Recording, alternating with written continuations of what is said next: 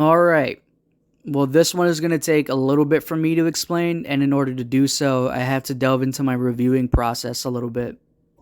Now, when it comes to my scale for wrestling shows, the overall score can be a 0 at worst or a 10 at best, which is pretty standard, but there is a score that in a way goes off of the scale completely, also known as a dud.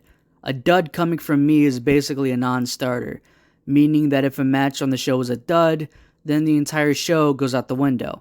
And yes, I realize how harsh that is to even go off the scale like that in the first place, considering how shows like this one was made up of consistently good matches, which honestly, considering how the majority of the card was more of the same tag team matches that most Japanese wrestling shows that I've seen rely on so much.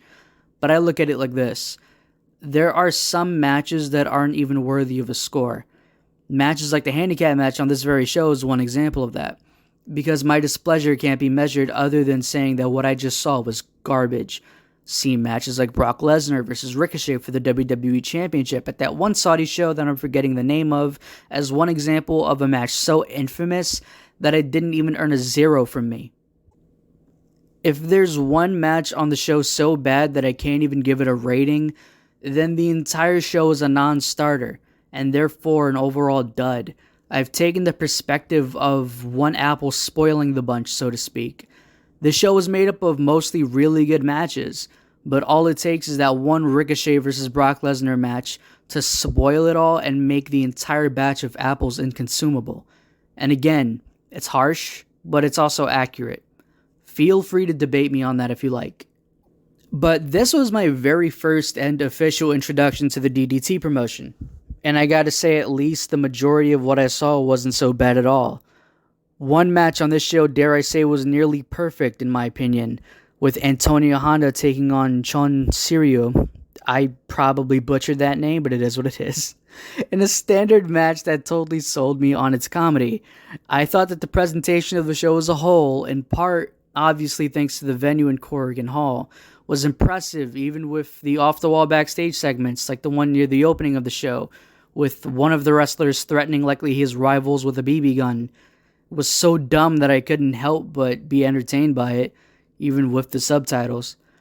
But as for DDT, I didn't go in completely unexpecting of some aspects of their comedy shtick. Well, yes, some of the comedy lands with me for admittedly the worst reasons. There are segments like in the handicap match that I mentioned earlier that just went a little bit too far for my liking. I just don't find guys literally humping each other in the ring all that entertaining, especially not when it's some schlubby guy in a thong. Which, referencing that in particular, I never got it with gross out humor in the first place. That match was far more worth skipping completely than it was even watching for a minute, which is unfortunate considering how I did enjoy the rest of the card.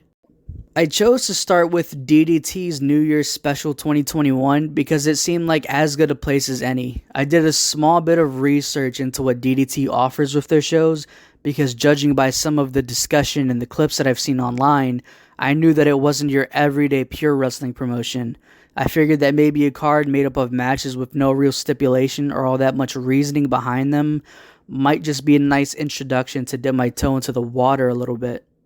And really, that's all this was. Mostly good matches that made for an easy 3 hours, apart from one match that derailed the entire show off of a cliff.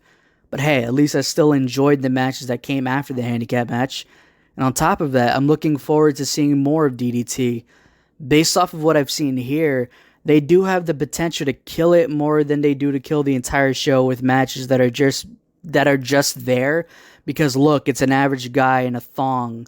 A trope in wrestling that didn't work for any wrestling company that I've seen it in. I'm looking at Yu Nakazawa and Dancing Fat Man from WWE.